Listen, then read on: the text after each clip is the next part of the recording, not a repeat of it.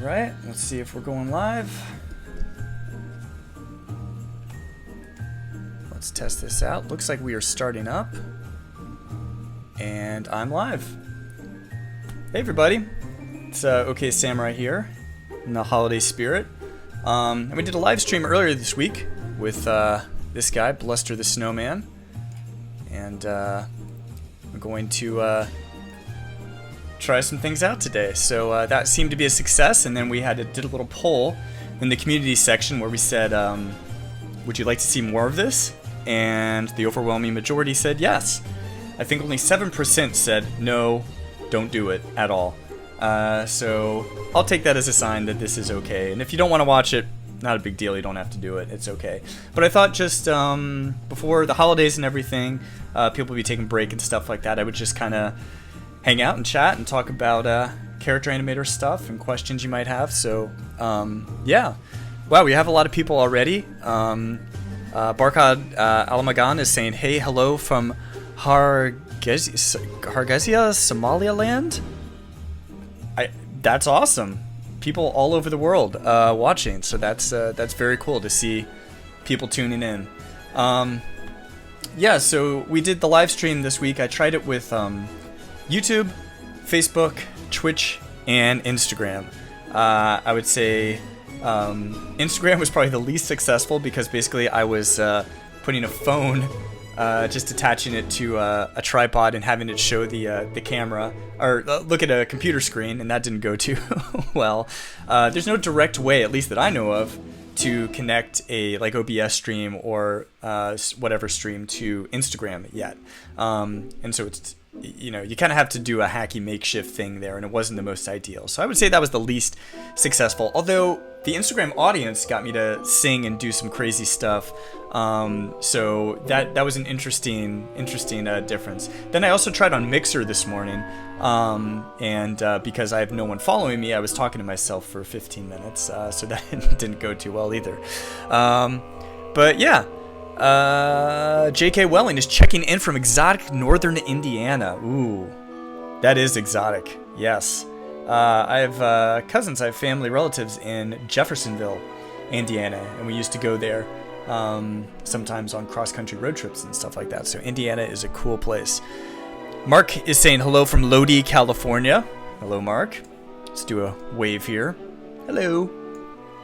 What I'm going to do today is, as we're asking questions, feel free to ask me anything along the way, and I will also kind of show you some behind the scenes of how this guy was made, a little bit more in depth about how I went about making Bluster, because he looks pretty simple, but that's a little deceptive because there's a lot of stuff going on behind the scenes with how he was made. And if I get a chance later, if we're kind of running out of stuff to do, I might try to turn him into a, start deleting some parts and try to make an elf or something like that. We'll see how it goes. I don't know. Okay, so, hey, hello from Holland, hello from Tokyo, hello from Mexico. This is awesome. Man, worldwide. I love this. This is fantastic. So good to see everybody, and happy holidays to everyone. Thank you for a great 2018. It was an awesome year for Character Animator, and seeing a ton of growth, a ton of more people using it, both recorded pieces and live pieces, so that was awesome to see that. Gabriella is asking, are you working on any new tutorials? Yeah. What I'd like to do at the beginning of 2019 is kind of take all the learnings from the live streaming that I did this week, and take that and kind of teach best practices for live streaming in 2019. So that'll kind of say how I set things up, the audio delay, which I think is one of the most important things that a lot of people overlook with live streaming, and just some best practices and things like that. So that'll probably be the first tutorial in 2019. I'm also working on a new winter community spotlight, because we've had a ton of really cool stuff that people are doing with Character Animator in the recent months. So I want to showcase that, and then I got a few other things that are on the docket for stuff. So if there's things you're interested in, let me know, and we'll try to get to them I'm trying to do more and more tutorials as we go around. Austin is saying, hey Samurai, I have a question about recording and stream with Character Animator. OBS and Character Animator open really bogs down Character Animator on my laptop. Decent specs. Any suggestions to optimize the process? Good question. I'm currently running Character Animator and OBS at the same time, and it seems to be doing all right. Hopefully the stream is looking okay. Yeah, you know, to be honest, it's a matter of, you know, really I found character complexity. Make sure your character is already running at, you know, right now I can see it's dropping here, 22 frames, something like that. Performance by itself, you know, the more lean and mean I guess you can make your character, the better. In this case, like this character, this Illustrator file is less than a meg. I think it's like 800 kilobytes or something like that. Really simple shapes, and because of that, it's pretty performant. Now the particle system in the background, some of the stuff I have going on here with cycle layers and other replays and stuff like that, that can add to the frame rate dropping. So basically, if there's any layers or anything you're not using, take it out. I've also made this guy a 1280 by 720 scene. If I select here, I can see that's his width and height. So the more you can optimize, the better. So I say keep cutting things back, keep trying. And worst case scenario, it's all about experimentation, right? If you feel like things are not working, try to experiment and see how you can get a few frames back, or drop the frame rate to 12 FPS or something like that. That's another way to do it. I'll try to do some more tips like that in the tutorial in 2019 when we first start off. Farmer Funk. Wow, Farmer Funk is saying, checking in from Atlanta, looking forward to learning how this works. I have big ideas with little skill. I'm super grateful to watch and learn. Well, that's the great thing about character. I mean, I had no character animation experience before joining the Character Animator team. I tried to do things in After Effects and stuff, and they just looked really bad because I didn't know what I was doing. They just looked very chunky, and you could very easily tell what was going on. And so I'd say it's a great Character Animator is the best entry-level way to get interested in animation, and then it's a great gateway into After Effects or Animate or other animation programs if you're interested in that sort of thing. So to me, I think this is the most accessible way to get started with animation, and I don't consider myself an expert by any means, right? I feel like I barely know what I'm doing, and kind of try to get things across the best I can. Yeah, that's what, you know, this is a great place to start. So make that your New Year's resolution, 2019. Make an animated character, and also start small. I think a lot of people, they have these grand ideas. Oh, I'm gonna make a movie with this, or I'm gonna make a whole web series or whatever. Just do a dumb Instagram post for 10 seconds and use that as your starting point. Don't get bogged down with like this big, you know, grandiose dreams. I mean, that's great to work towards, but I think it's a better starting point, a more attainable starting point if you start small and build up from there. So cool. Sujan is saying hello from India. Hello from India. Awesome. Good to see you. Sketchflix says, will you have this puppet be available to download? Actually, it is. It's already available for download. If you go to the start panel here and click on see more, that's going to take you to a page that has Bluster right there, and you can download him and use him. And if you want to make your own competing live stream right now with the snowman answering questions, you can do that as well. Totally fine. So yes, this is a totally free puppet for you to download and use, and I think I included the background as well. So the snow particles, the rotating cards up here, you can do that as well. So check that out. Shauna Watts is saying, hey, is there any way to run After Effects on 4 gigs RAM? I think the minimum requirements, if I remember correctly, are 8, but I would just search for After Effects minimum requirements and see what they say. I don't remember 100%. Melly Bear is saying, hey Dave, hope all is well. Yes, everything is well, Melly Bear. Great to see you. Awesome to meet you this year at TwitchCon. And happy holidays to you and all your loved ones. Fright Supremacy is saying, so holiday fresh. That's right. Holiday fresh. I'm trying. I'm wearing a Santa hat and then a Washington Bullets shirt. So quite the festive combo we have going on here. 1980s Retro is saying this is so cool. Awesome. Glad I can help you out, and Santa Samurai can help things. Fright Supremacy is saying, you have so much more lux with parallax than I do. I think it may be a limitation of 1.5. Yeah, I know you were telling me you haven't updated to 2.0 because it requires Windows 10 now. Here's what's going on with parallax behind the scenes, since you're asking. So let's dig into this puppet and check them out. Here's how I did it, and this is a really hacky way to go about it, but it's how I went about it. So let me close this panel really quick so we can see that. Let's change the background. What I ended up having to do was, you'll notice like the mouth is also tagged as a head, and the alternative mouth, so when he gets sad and stuff like that, guess what? That's also tagged as a head. This is tagged as a nose. The shadow, it's also tagged as a head. So if you dig into this puppet, you'll see that he's got like 5 or 6 different things tagged as head. And the reason for that is all of them are moving based off of different parameters. So when I go down here on the side, I can see face, alternative mouth, face, shadow. And so basically I set all of these to pretty similar parameters, but I might have made some changes in terms of head position strength and stuff like that. I'm sure these are microscopic on the stream and you can't see them, but if you download the puppet, you can dig into it and check it out. And what that means is, as I move my head, I have multiple things moving at the same time, and that includes the shadow element that's happening as well.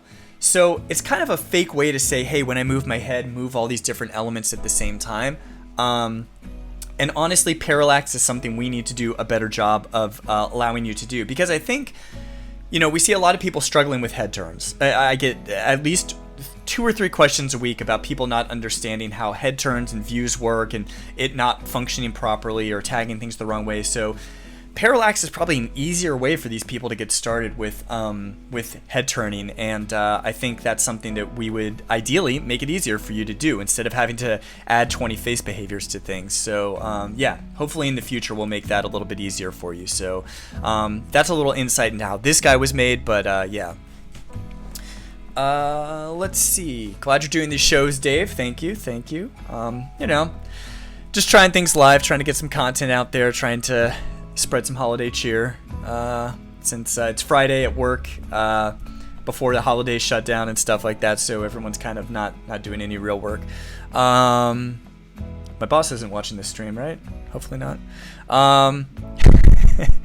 Sketchflix is saying, is it better to use Photoshop for more complicated rigs because of the smaller, or Illustrator over Photoshop for more complicated rigs because of the smaller file size? Honestly, I say go what makes you feel comfortable with. And I've always said that. That's a really common question, and I say, if you're going to do Character Animator, go with what you're comfortable with. Don't feel like you have to learn Illustrator if you don't know how to use it and you're totally comfortable with Photoshop, or vice versa. You can always, you know, down-res your Photoshop file and make it a 720p optimized character, or likewise with your, you know, your vector file. If you can later rasterize it and do all that stuff. Certain things in Illustrator aren't yet, completely working if you keep it as a raster, keep it as a vector file. So personally, I'd say just go with whatever you feel comfortable with. And we honestly see a pretty decent split of people using Photoshop and Illustrator. It's not like, you know, 90-10 or anything like that. It's people are using what they feel comfortable with, and that's what I would recommend as well, going that way. Marnix is saying, I tried to put Character Animator in OBS, but it wasn't on the list with sources. So in the past, you've used Siphon if you're on the Mac, and then you can use NDI with Mac or PC, and I don't know if it's built in yet. You might need a workaround to do that, but again, we'll be getting into this in a new year with some tutorials to teach you how to do that, so I will let you know. Let's see.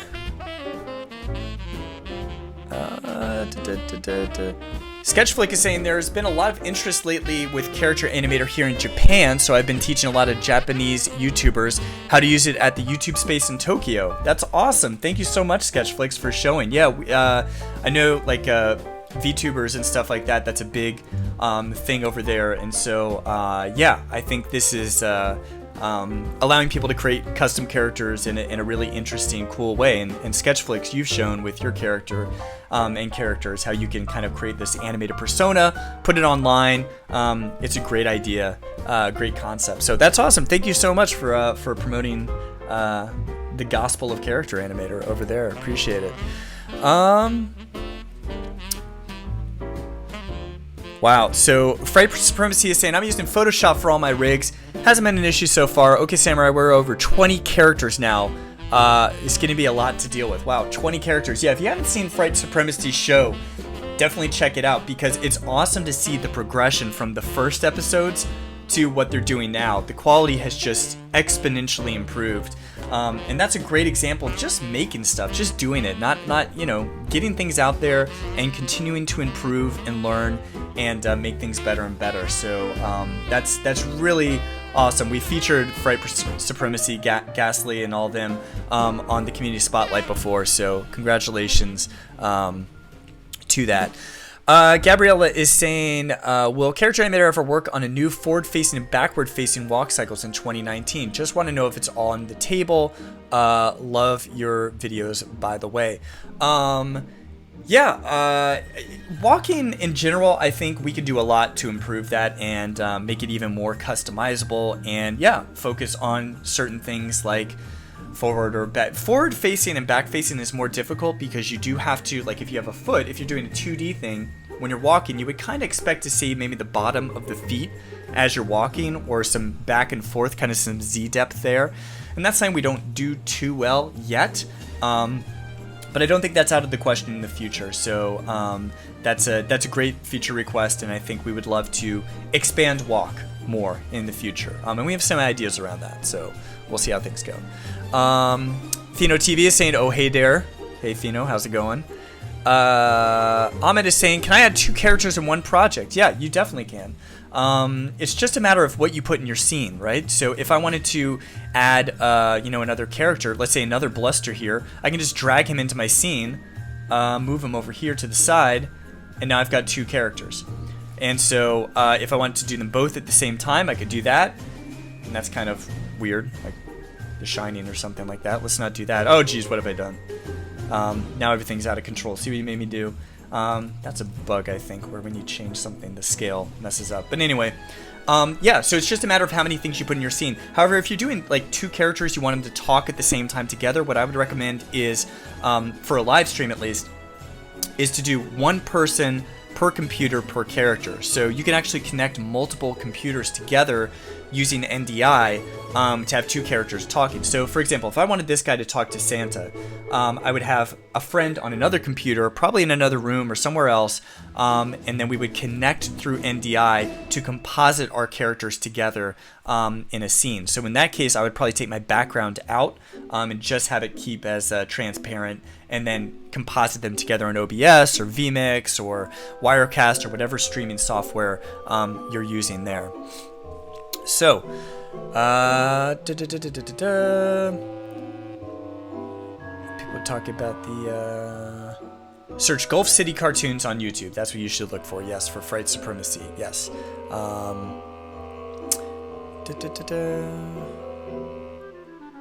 NDI is a lifesaver, especially in a live setting. Yes, and plugins are free. Yes, so definitely check out NDI, and we'll have more information about that in the future in 2019. Cool. So the way that this guy was set up, let me, while we're waiting for some more questions to come in the queue, let me just go behind the scenes and show you what I did with him. So, is this the right one?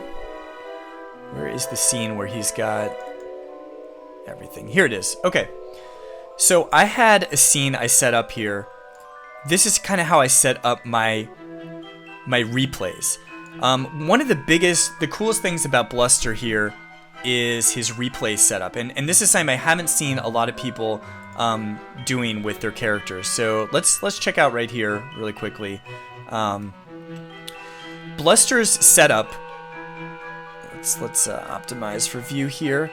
So he's got this swap set trigger called arms, and you'll notice by default, the default is actually a replay, which means instead of his arms being out like this in the A position like they normally would, his arms are actually a playable replay. So if I reset the scene here, you'll see really quickly what happens. His arms just kind of, actually, there's not even a transition. It looks like they just go immediately. There's a short transition. I don't know if you could see it over the stream, but they automatically go to this different position. And so you can set a default, your default basically in your swap set to be any arm position you want. So if I wanted his arms instead to be extended out, let's make that the default instead. That's your new default. And so this is an interesting way to think about swap sets and replays. Basically, then all these other things here, I've got arms out, arms right extend, bend both, all these different arm positions, which I've now set up over here in my controls panel, are all little animated replays. And so all I have to do is with the click of a button, do this, and Character Animator will do the automatic transitioning between them. So when I want to do a wave, when I want to do a little gesture like this, another gesture on this side, all of these are replays that are triggered by this swap set. And so only one of them is showing up at a time, and it's understanding that, these are kind of all the arm movements. Now I have to remember to click these as I'm talking, and I don't normally always remember to do that, but that's the basics behind how all this stuff works. So if I go into this scene here when I was rigging, actually I think it was this snowman scene that I created. So here's how I set it up. Let's make this a little bit bigger because the timeline can be incredibly microscopic sometimes if you're trying to find something. Now let's zoom in a little bit here and let's twirl things up. Okay, so here's what I do when I'm setting up a character and thinking about how they might work with replays. I kind of section it off here, and you'll notice I'm using some markers here. So markers don't get used that much in Character Animator, at least I don't see them in projects a lot, but you can make a marker. What is it? Timeline, add marker. And you can press return or enter and then call it whatever you want, and that shows up as a marker. So there's that scale bug again. If anyone from the Character Animator team is watching, let's get that done. Let's fix that. Okay, so basically I will record these short, 2 or 3 second things of, the arms moving or whatever. So here, in this case, what's this first one? This is his rest pose. So all it is I just dragged the arms into position here, both of them. There's the first one, here's the second one. I blended them in and out, so to make sure that they ease in and out. You always want your replays. You'll notice each one of these, they're blended in and out, because you want them to ease from whatever they're coming in and out of to the next one. And so basically I just set it. Here's my rest pose. Here's my wave. And you'll notice the wave, his eyes are also doing it at the same time, and that's why I have an eyes trigger down here for happy. And so when I wanted to make a replay, all I did was select. I'm shift selecting all of these, right click, create replay and trigger. That's going to add it to your replays list over here on the side, which is down here at the bottom. Let me see if I can see that a little bit better down here. Who designed the UI in this thing? There's just too many things here. Oh, I made the thing bigger, so my camera bigger, so it's harder to see. Let's move this back up. That doesn't help either. Okay, well, we can kind of see things here. So you'll see I have a bunch of different replays down here, and what that does is it'll create a replay, so that 3 or 4 second thing, whatever it is, it'll show you how long it is, and then it will also add it to a trigger down here. And so all I've done is created a bunch of replays, right gesture, left gesture. I just give them a little bit of space between them, so they're kind of, and this is my master, kind of my master scene. Here's one that didn't work out, arm raise. I had some trouble with the arms not working as I expected, so I didn't even include this one in the final character. But here's all these little gestures and mannerisms. I forgot to add markers to these, but basically you can kind of think of this as a scratch board, as a place to try some different replays, and then when you're ready, then I'll kind of just go full production and say, okay, here's my first one, create, replay, and trigger. Here's my second one, create, replay, and trigger. And I just start to build out this whole set and then test them out. Here's the thing though, when you make a replay, you can't go back into it and say, edit this replay or anything like that. Once it's in there, it's a bundled package. That's all there is to it. So that's why I keep a master scene, something like this, of all my replays. So if I do want to go back and change something, I can always, go and edit some stuff and then add it to the character, add it to the puppet. So that's how I go about setting up replays. And I would say check this out. It's something we haven't seen too many people do, but I think it's a pretty cool thing to try out, particularly with arm motions. I think it's a great way to add some life to your character and have a bunch of different arm settings. Okay. Fright Supremacy is saying, can arm replays be triggered with Midi? Oh, how's our stream health looking? It's looking okay. Can arm replays be triggered with Midi? I'm considering using a Kinect camera's hand gestures to mimic arm mocap. Have you guys had any success with Kinect and Character Animator? I haven't personally seen that working too well. Actually, I haven't seen that used at all, I think. But I have seen some weird setups, and we've shown this in some of the community spotlights of people using VR controllers. Alan Kent's been working on that. Jim Twos was working with the Midi ring that you can do. So I've seen people experimenting with some stuff with Midi and some of the cool stuff, but I haven't seen that connect with a Microsoft Kinect. But that's a cool idea. And I think in the future, in the coming years, in the coming months, we will see more ideas with input to Character Animator. So right now, the face, it's really driving a lot of stuff. And yeah, you can hook up MIDI things and stuff like that, but it would be awesome if we could have even more ways to input and control a character, right? To add more ways to add more life more easily to a character. And so I think, stay tuned. I think we'll have some exciting things to show around that for 2019 and beyond. Nathan Zorn is saying hi. Hello, Nathan. Thank you for joining. How are we doing here? Alioth is saying, what about integration with Animate? Are there any plans to work on that? Yeah, so right now you can import an SVG from Animate and bring that in. You can export as an SVG, and that's an easier way to do it. But yes, we would love to do more of that in the future, for sure. And I think Animate, Character Animator, After Effects, all three of these, there's a lot that they can integrate together with already that people might not know about.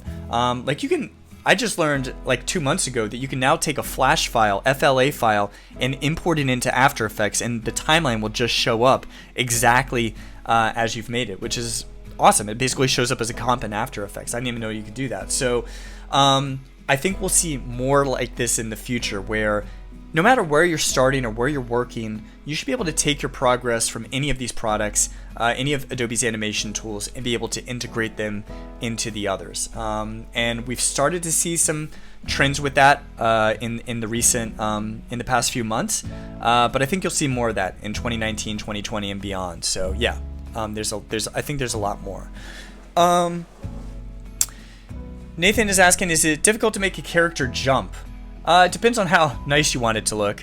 If you want it to be, kind of hacky like that, you can do it pretty easily. I'm just doing the position Y transform behavior. But you could do some stuff with dragger. Like if I put a dragger in his head and then dragged him down to look like he's bouncing, you could set that as a replay. You could set up a replay of your character jumping and have that be a triggerable element. I haven't seen anyone do that yet, but I think there's some possibilities there. I would look at the ninja character that we had free as a character last month, November, because they, if I remember correctly, they had like a punch and a kick and stuff like that, and you could start to see how you could, maybe do a jump kick or like a punch or different, Street Fighter moves, a Hadoken, I don't know. You could probably figure out some ways to do that. So, Rob is asking, any good way to export a character with keyframes in After Effects? Not really yet, and that's one of the biggest requests we get, is adding keyframes in either Character Animator and or being able to translate it into keyframes in After Effects. And yeah, that's something I would love as well in the future. So we hear you that that's one of your top requests, so stay tuned. Stay tuned. We might have some stuff to announce around that in the future. Nathan saying, thank you for your online tutorials. It helped me a lot to animate small videos. Thank you. I'm glad it's helpful. That's awesome.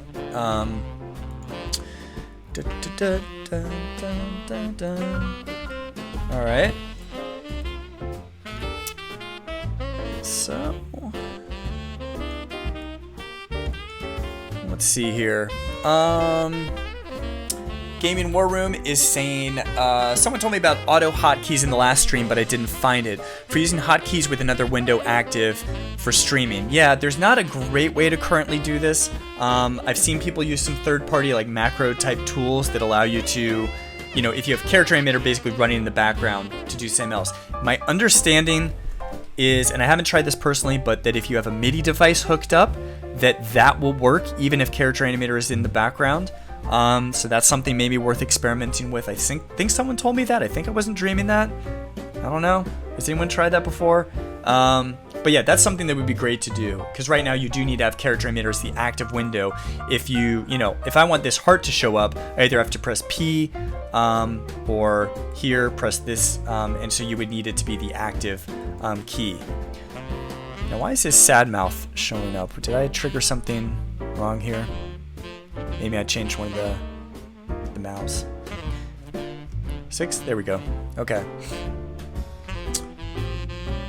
Thino is agreeing, saying MIDI is an easy way to control Character Animator while in other applications. Awesome. So yeah, pick up a small MIDI keyboard. I don't have any here in this office, but my office at work does have that stuff, and that's pretty good as well.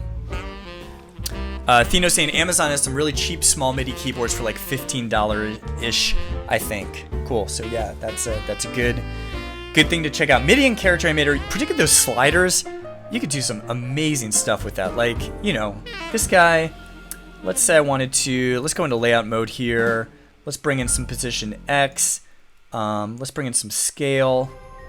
If I wanted him to look like he's like coming up from the mountain, or from behind the scenes, let's make his scale like 10% here all the way to, oh, he's 27% now, right? So let's do 27% and let's make this like 3. Okay, let's see if this slider works. And of course I have to double click to go back to this mode. Okay, so now he's going like this from small to big. And now let's do position X to be, what is his current position X? 0? Okay, so let's make that the end point of that. And then his last position X, let's make that, what is that? Like -50 or something like that? Let's try that. Nope, that is the wrong way. Everything in Character Animator is trial and error. So let's do 250, something like that. Try that. Okay, so that's good. So now I've got these two systems of my character going, and actually I think I'm going to need a position Y as well. So let's bring that in. Layout. What I'm going to do in a second is group all these controls together, and you could hook this up with one slider or to a MIDI device, and that's pretty cool as well. So his current position Y is 0. That's where I want to end up, and his initial position Y would be, oh no, his current position Y is -136. Excuse me, -136. And let's make this 0. Okay, let's see how that looks. And if he scaled all the way down, and position X is there, so his real position Y needs to be a little bit further down. Let's see how this looks. Fascinating stuff, I know, right? 25, how's that look? Almost there. Let's try 35. See how that looks. Okay, so now he's all the way in the background. That's where I want him to start, and then to zoom up to his full position, right? So now I've got these 3 different elements. I'm gonna marquee select all of them, right click them, go to group, and now I've got a grouped control. And so if this works as I hope it will, he'll come in from the distance. Hey everybody, how's it going? I'm all the way back here, I'm really tiny. and then he will come up if I do this. And so I could hook that up to a Midi slider and have him, you know, go in and out, come in from the back. I would probably do opacity too, actually, for this. Let's ungroup this. Layout here, ungroup. Let's add opacity into the mix as well. Why not? I want him to start at 100, and I want him to... Actually, no, I want him here to be like 25%. Let's try that. Okay, that's cool. All right, so now...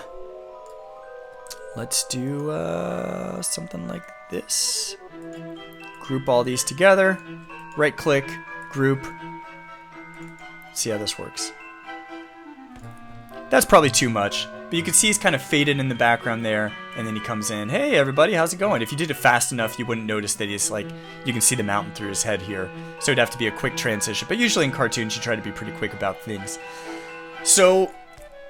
lots of awesome stuff you can do here with you know, character animator and MIDI triggers and sliders and stuff like that.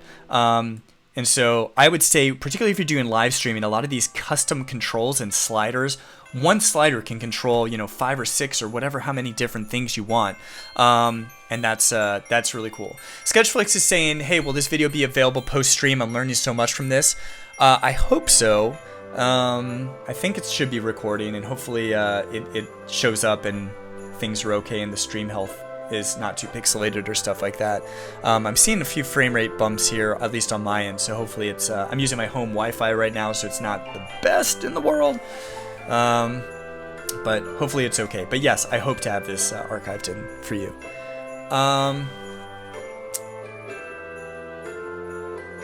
Bill is asking, could Character Animator work with Photoshop or Xbox's joystick without any third-party plugins?